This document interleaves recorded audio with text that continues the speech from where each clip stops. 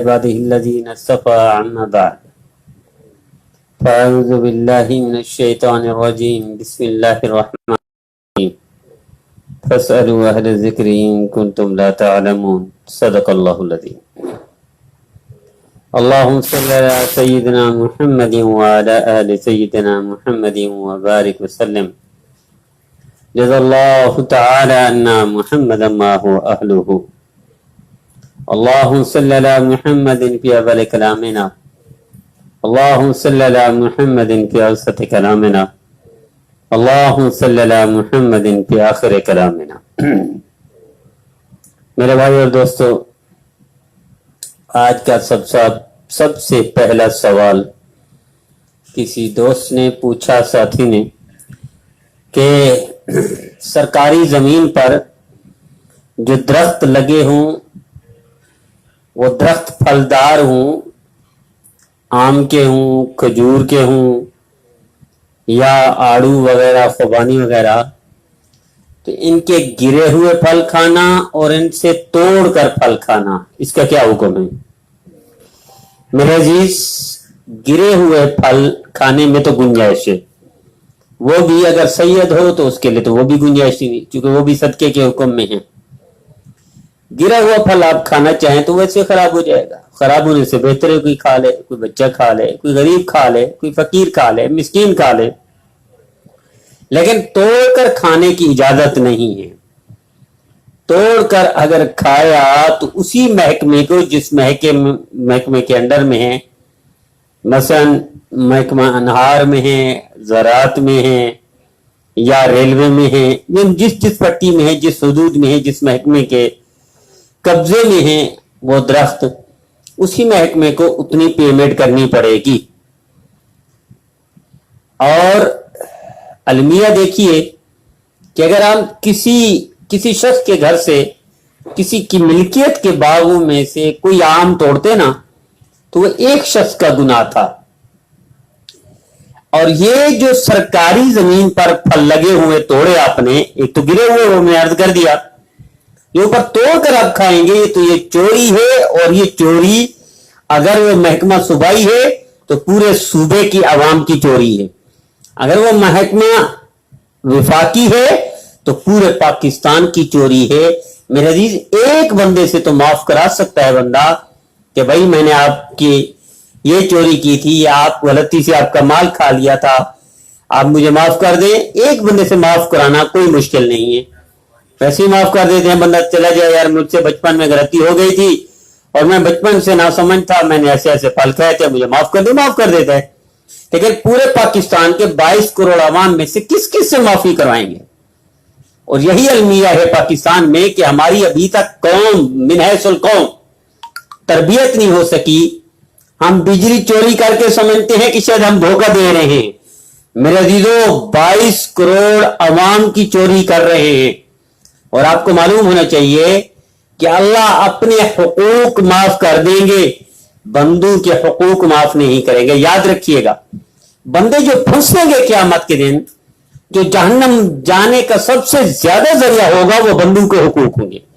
اللہ کے حقوق میں اللہ بڑے کریم ہے، رحیم ہے۔ آپ اندازہ کر لیں، قتل اللہ کا حق ہے، بندے کا نہیں۔ 100 قتل اللہ معاف کر دیتے، زنا اللہ کا حق ہے، بندے کا نہیں۔ اللہ زندگی بھر کا زنا کتے کی وجہ سے معاف کر دیتے ہیں۔ تو میں عرض یہ کر رہا تھا، اللہ اپنے حقوق معاف کر دیں گے، بندوں کے حقوق معاف نہیں کرتے، یاد رکھیے گا۔ اور یہ جو حق ہے، مثلا کسی نے ریلوے میں کسی نے خیانت کر لی، بددیانتی کر لی، کسی نے محکمہ انہار میں بددیانتی خیانت کر لی، مال کھا لیا، کسی نے کسی محکمے میں کسی نے بجلی چوری کر لی، کسی نے گیس چوری کر لی، کسی نے پانی چوری کا استعمال کر لیا، تو یہ پورے عوام کا جرم ہے، ان کا حق کھایا ہے۔ تو 22 کروڑ عوام کے حق میں کس سے معاف کرائیں گے؟ کون معاف کرے گا؟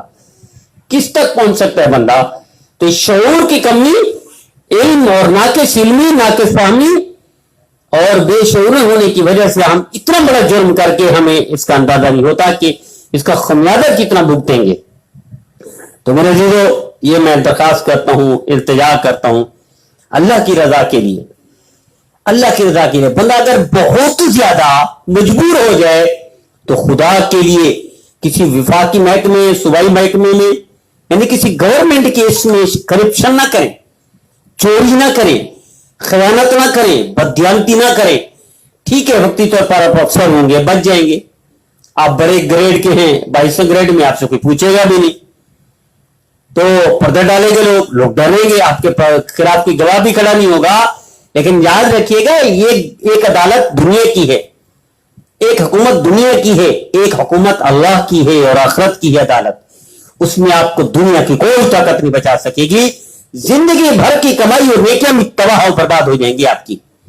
اگر کبھی مجبور ہو جائیں تو خدا کے لیے کسی ایک کے ساتھ خیانت کر لیں, وہ بھی نہیں ویسے مثال کے طور پر کہہ رہا ہوں, یہ نہیں کہ بندہ چوری شروع کر دے, ڈاکے شروع کر دے, خیانت بددیانتی شروع کر دے, لیکن قومی مال میں کرپشن, قومی مال میں چوری, قومی مال میں خیانت, اس کا خمیازہ آپ کو معلوم نہیں ہے کہ کتنی بڑی تباہی ہے. 22 کروڑ عوام کی چوری, اس کی کرپشن کرنا, دنیا میں آپ سے کوئی نہ پوچھ سکے, اللہ پوچھے گا, اور 22 کروڑ عوام کا بندہ مجرم ہوگا, کوئی بندہ معاف نہیں کرے گا قیامت کے دن.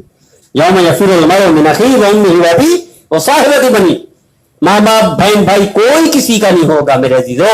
تو اس لیے بڑی التجا ہے کہ اس طرح کے سرکاری درخت ہوں, سرکاری بجلی ہو, سرکاری گیس ہو, خدا کے لیے اس میں خیانت نہ کرے.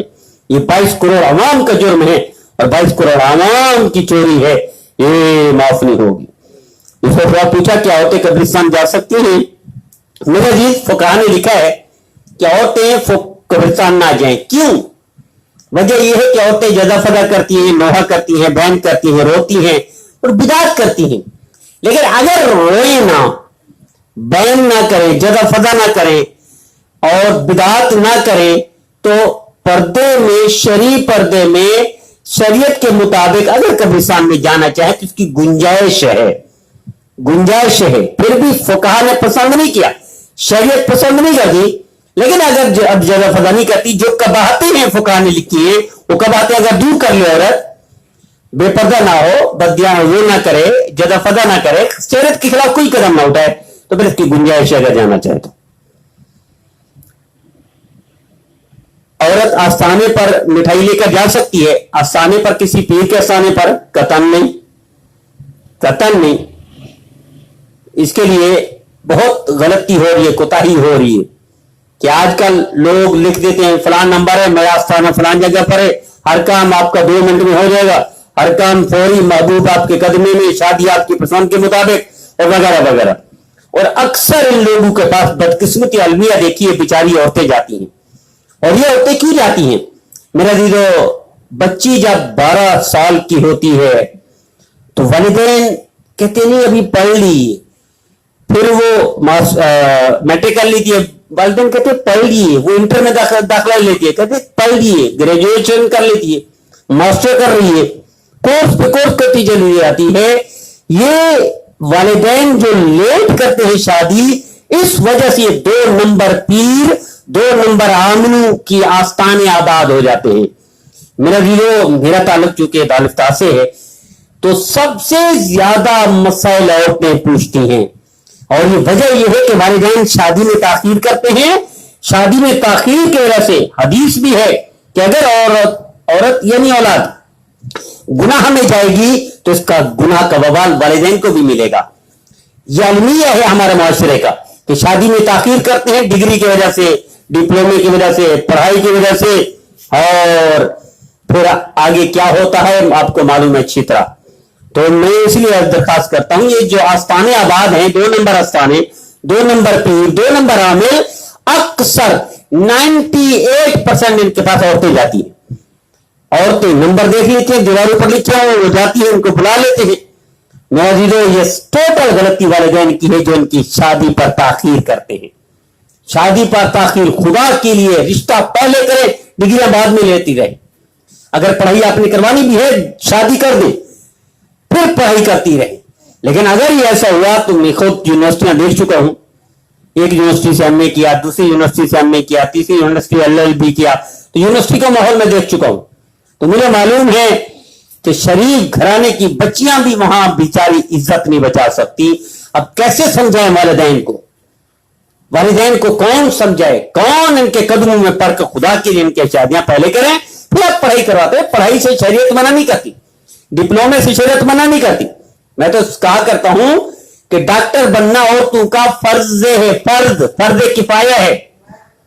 इसी तरह हर शोबे में फर्ज किफाया है कि हमारी बहनें, मसलन अगर कोई इलाज के लिए हमारी बहन जाती है, औरतें मुसलमान जाती है, तो मर्द इसको डील करते हैं। औरत का बनना फर्ज है डॉक्टर, ताकि औरतों को औरतें ही डील करें। आज का डिलीवरी केसेस भी मर्द कर रहे, बदबख्ती अलमिया देखिए मुसलमान मुल्क में। क्यों? हम में शऊर नहीं है, हम बच्चियों को आगे आने नहीं देते, लेकिन आगे जाती हैं तो फिर बॉर्डर क्रॉस कर जाती हैं। तो मेरा दीदो, मेरी इल्तिजा ये, शरीयत मना नहीं करती तालीम से, शरीयत यूनिवर्सिटियां बनाने से मना नहीं करती, शरीयत कॉलेज बनाने से मना नहीं करती। शरीयत की पहली वही भी इल्म की थी। और मेरे नबी तो 1,24,000 में से मेरे नबी ने फरमाया, वो तुम्हारी, मैं तो उस्ताद बनाकर भेजा गया हूं। जो बनाकर उस्ताद बनाकर भेजा गया, उस नबी की उम्मत को इल्म की अबजद का भी पता नहीं, अलिफ बात का भी पता नहीं, उसे उस उम्मत को शऊर भी ना मिल सका। और उम्मत पूरी दुनिया में, ऐसे नबी की उम्मत पूरी दुनिया में सबसे कम पढ़ी लिखी है। मैं कहा करता हूं साथियों से, दुनिया की टॉप की 200 यूनिवर्सिटियों में से कोई एक मुसलमान मुल्क की यूनिवर्सिटी नहीं है। दुनिया के टॉप के 1000 कॉलेजों में से कोई एक कॉलेज भी मुसलमान मुल्क का नहीं है। दुनिया के टॉप 10,000 स्कूलों में से कोई एक स्कूल मुसलमानों का नहीं है। और नबी हमारा मुअल्लिम बनाकर भेजा गया, तालीम वाली उम्मत, जिनकी पहली वही भी इकरा बिस्मि रब्बिकल लज़ी खलक था, तालीम की बुनियाद पर। नबी करीम सल्लल्लाहु अलैहि वसल्लम जंग बदर में कैदियों को क्या फरमाया कि तुम पढ़ोगे तो तुम्हें छोड़ दिया जाएगा। हुजूर ने उस वक्त भी, वो एक ज़ईफ रिवायत है जो मशहूर है लोगों के अंदर, कि इल्म हासिल करो चाहे तुम्हें चीन क्यों न जाना पड़ जाए। क्योंकि मुस्तनद रिवायत नहीं है, लेकिन तालीम के लिए भी ऐसा नबी अगर फर्ज करे इस हदीस को सही मान लिया जाए, तो जिनका नबी कह रहा हो, फरमा रहा हो, इल्म हासिल करो, उस नबी की उम्मत का इल्म का हाल यह है कि दुनिया की टॉप की 200 यूनिवर्सिटी में से 60 मुसलमान ममालिक, एक मुसलमान मुल्क की भी यूनिवर्सिटी टॉप पे नहीं है। ये इल्म का हाल है हमारे इल्म का। तो क्यों ना ऐसे 2 नंबर आसान आबाद होंगे, ये 2 नंबर लोग, 2 नंबर पीर आबाद होंगे, जिनके पास 98% औरतें जाती हैं। अलमिया है सुन्नत का, इसे खबर ही नहीं है सुन्नत के साथ क्या हो रहा है। सवाल ख्वाब पूछा किसी ने, गल्ले का ढेर देखना। गल्ले का ढेर देखना कि मुराद गल्ले का ढेर मिलेगा, मसलन रिस्क मिलेगा, लेकिन मुशक्कत के साथ मिलेगा। गल्ले का ढेर जिसमें ख्वाब मिलेगा उसको रिस्क वाफिर मिकदार में मिलेगा, लेकिन मुशक्कत और तकलीफ से मिलेगा। अल्लाह महफूज फरमाए। एक गुजरे हुए किसी अपने रिश्तेदार की कुर्बानी करता है, तो क्या सारा गोश्त सदका करना जरूरी होगा? नहीं, सारा गोश्त सदका करना कोई जरूरी नहीं है। तकसीम कर दे, खुद भी खा सकते हैं, गरीबों को भी दे सकते हैं। लेकिन अगर उसने वसीयत की थी, उस वसीयत के मुताबिक आप कुर्बानी करते हैं, तो फिर उसका सारा गोश्त सदका करना जरूरी होगा। फर्क समझ आ गया? ठीक है, नहीं तो दोबारा नंबर करके पूछ लीजिएगा, इसकी तफसील बता दूंगा इंशाल्लाह। 24 घंटे आपके हाथ में, 24 घंटे आपके खाते में, 24 घंटे हम नौकर हैं, 24 घंटे फायदा उठा सकते हैं और इसको आगे भी फैला सकते हैं, शेयर भी कर सकते हैं, हमारे नंबर को पूरी दुनिया में फैला सकते हैं। पूरी दुनिया में हम हाजिर हैं 24 घंटे इंशाअल्लाह। क्या शरई तौर पर चांद को देखकर महीना तब्दील कर सकते हैं? जैसे फवाद चौधरी, किसी ने सवाल पूछा लेकिन मुझे समझ ही नहीं आया। भाई चांद को देखकर ही महीना तब्दील करते हैं, लेकिन आगे इसने फवाद चौधरी के साथ जोड़ा, उसका मुझे समझ में नहीं आया कि शरई तौर पर चांद को देखकर बिल्कुल महीना तब्दील होता है। चांद को देख लिया, महीना बदल गया, इसमें कोई शक नहीं, नो डाउट ये सही है। लेकिन इसका ताल्लुक फवाद चौधरी से क्यों जोड़ा, आप दोबारा मुझसे पूछ लीजिएगा, इसकी डिटेल मुझे बता दीजिएगा। फवाद चौधरी का शरई महीने से क्या ताल्लुक है, तो मैं बता दूंगा आपको इंशाअल्लाह।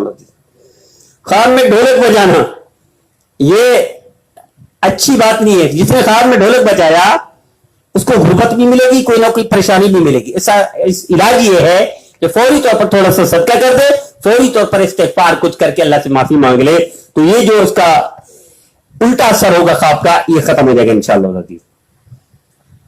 पुराने नोट के बदले में नए नोट कमी बेशी के साथ लेना जायज है? नहीं, जितने पुराने नोट होंगे, मसलन 1000 पुराना नोट है तो 1000 नए नोट अगर मिलते हैं तो ठीक है, वगरना जायज नहीं है, याद रखिएगा।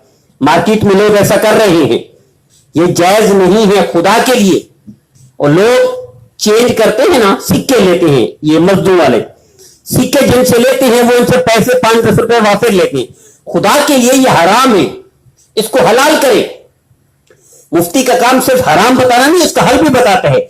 इन लोगों को चाहिए जो सिक्के दे रहे होते हैं और इनको कुछ वापस चीजें दे दे, कुछ टाफियां दे दे, कुछ बिस्किट रख कर बैठे, फिर उसके बाद कमी बेशी कर ले, तो फिर आपके लिए गुंजाइश है तो हीला। लेकिन हराम से निकल जाएंगे तो कम अज कम उम्मत हराम से तो निकले, हराम तो ना खाए उम्मत। तो इसलिए ये जो चेंज करते हैं, इसीलिए मैं इनको बता रहा हूं, नए नोट लेने हैं जिनमें और पुराने नोट देने हैं। तो जो नए नोट दे रहा है कमी बेशी के साथ, अगर इसके साथ कुछ बिस्किट दे दे, कुछ टॉफियां दे दे, कुछ ऐसी आइटम दे दे, तो फिर इसमें कमी बेशी की गुंजाइश है। अफजल फिर भी नहीं, गुंजाइश निकल जाएगी, हुर्मत से निकल जाएगा, कुछ गुजारा हो जाएगा। बस इतना आपसे अर्ज कर दूं। नाखून पॉलिश बेचने क्या जायज है? नाखून पॉलिश की इस वक्त मार्केट में दो किस्में हैं। एक नाखून पॉलिश जो हमारी बहनें लगाती हैं, उसमें तहे जम जाती है, तहे ऊपर जमती है नाखून पर, नीचे पानी नहीं पहुंचता। ऐसी नाखून पॉलिश बेचना जायज नहीं है, क्योंकि अल्लाह कुरान में भी फरमाते हैं ना, वला तावनु अलल इस्मी, ये अल्लाह ने फरमाया, ये फुकाहा ने नहीं लिखा, ये अल्लाह का फरमान है कि ताउन ना करो किसमें, गुनाह के कामों में। तो ऐसी पॉलिश बेचना भी जायज नहीं है, ऐसी पॉलिश लगाना भी जायज नहीं है। लेकिन अगर तहे नहीं जमती, पानी पहुंचता है, वुजू हो जाएगा, बहनें जो लगाएंगी वुजू का कलमा पढ़ सकती है, तो तहे में पानी पहुंचता है, तो फिर उसका बेचना भी जायज है, उसका लगाना भी जायज है। समझ आ गया? ठीक है, नहीं तो नंबर पर पूछ लीजिएगा, दोबारा इसकी तफसील बता दूंगा इंशाअल्लाह। स्कूल की दीवारों पर कुरानी आयत लिखना क्या जायज है? मेरा दीदो बेअदबी है, गुस्ताखी है, ममनू है, मना किया है फुकाहा ने। स्कूल की इमारतों पर चारों तरफ से जहां भी देखें, जिस स्कूल में देखें, कुरानी आयतें लिखी जाती हैं। कुरानी आयतें तो मस्जिद की दीवारों पर भी लिखना अच्छा नहीं है, सिर्फ हरमैन शरीफैन मुस्तस्ना है, वगैरह नहीं लिखनी चाहिए। हरमैन शरीफैन का अलग हुक्म है, वो मुस्तस्ना है। और स्कूलों की दीवारों पर कुरान की आयतें तो बेअदबी है, बेताजीमी है, बेतौकीरी है। मेरे दीदो, अल्लाह के लिए, अल्लाह के कुरान की बेअदबी ऐसा ना करे। अकवाल लिख दें, इल्म के मुताबिक अकवाल लिख दे, तलबा के हुकूक को फराइज लिख दे, असातिज़ा के हुकूक को फराइज लिख दें। असातिज़ा को पता चले उनके फराइज क्या है, तलबा को पता चले इनके फराइज क्या है, पता ही नहीं। आज ये पोस्ट पढ़ी है या अंदरूनी सिंध में, इस बदबख्त टीचर ने मासूम बच्चे जिनको ट्यूशन पढ़ाता था, बदबख्त उनके साथ बदकारियां करता था। अगर ये लिखा होता, कुरान तो नहीं समझता टीचर, आप लिख दे पूरे दीवारों पर कुरान लिखने, क्या समझेगा टीचर? भाई उसी की जबान में लिखे ना, कि अगर आप ये करेंगे तो आपकी औलाद के साथ ये होगा, अगर आप ये करेंगे तो आपकी दुनिया बर्बाद हो जाएगी, आखिरत भी खराब हो जाएगी, अगर आप ये करेंगे तो अल्लाह नाराज हो जाएंगे, अगर आप ये करेंगे तो माशरा तबाह हो जाएगा। तो इस तरह के अकवाल लिखने चाहिए दीवारों पर, कुरान पाक की आयतें नहीं लिखनी चाहिए। ये गलती करते हैं स्कूल वाले भी, चाहे कोई भी लिखे, जो भी लिखता है वो गलती करता है, तो मन है फुकाहा ने मना फरमाया। इसी तरह ख्वाब किसी ने देखा, ओले बरसते देखना, ओले बरसते देखने से मुराद कोई ना कोई फितना, फसाद, परेशानी, वही इलाज है जिसमें मैं बात करता रहता हूं। फौरी तौर पर सदका करे, जिसने ओले बरसते ख्वाब में देखे फौरी तौर पर सदका करे, सदका करके इस्तिग़फ़ार करके तौबा कर ले, अल्लाह मुझे इस ख्वाब के फितने से महफूज फरमा, इस पर फसाद से महफूज फरमा। मस्जिद की कीमत दूसरे मस्जिद को जरूरत होते क्या दे सकते हैं? नहीं दे सकते। लेकिन अगर ये मस्जिद मालदार है, ये मालदार है और दूसरी मस्जिद गरीब है, तो गुंजाइश इस तौर पर बनती है कि कोई मालदार मस्जिद की सीमेंट खराब भी हो रही हो, इसको जरूरत भी ना हो, मालदार मस्जिद को जरूरत भी ना हो, खराब भी हो रही हो, तो इस सूरत में मुंतकिल कर सकते हैं दूसरी मस्जिद में कि उसकी कीमत उस मस्जिद में अदा कर दी जाए।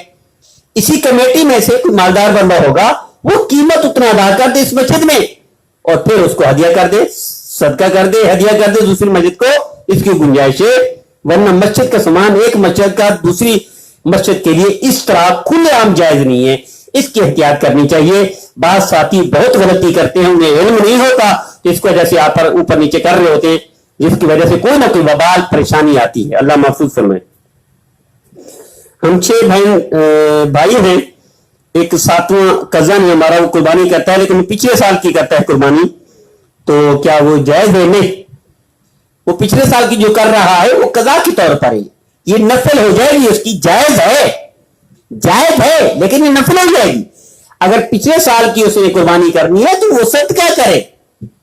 मसलन इस साल हमारे कराची का रेट बता रहा हूं, 11,000, 12,000, 13,000, 14,000, 15,000, 11 से 15 हिस्सा बनता है। बकरा नहीं, बकरा 25, 30, 35 वगैरह का है, और जानवर 60 से ऊपर का, 60, 70, 80, 90, 100, 120, 1.5 लाख वगैरह।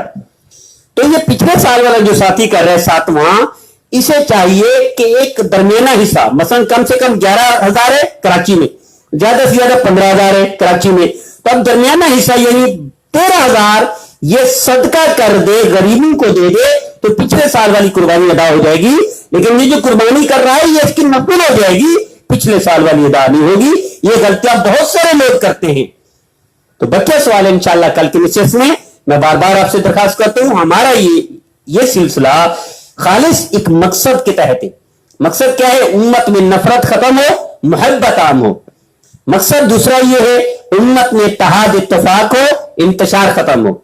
तीसरा ये है उम्मत साहिब अमाल साहिब किरदार बन जाए, बदकिरदारी बदअमनी खत्म हो जाए। हम अपने तौर पर कोशिश कर रहे हैं, आपके ताउन को मोहताज हैं। आपका ताउन यही चाहिए कि इसको फोकस करके आप भी थोड़ा थोड़ा मोहब्बत को बढ़ाएं, इत्तेहाद की तरफ बढ़े, अमाल किरदार की तरफ बढ़े, और इसको शेयर कर दिया करें। ये आपके ताउन चाहिए। अल्लाह आपको इसका दुनिया में भी बदला दे, आखिरत में भी दे, और अल्लाह अपनी शान के मुताबिक आपको सिला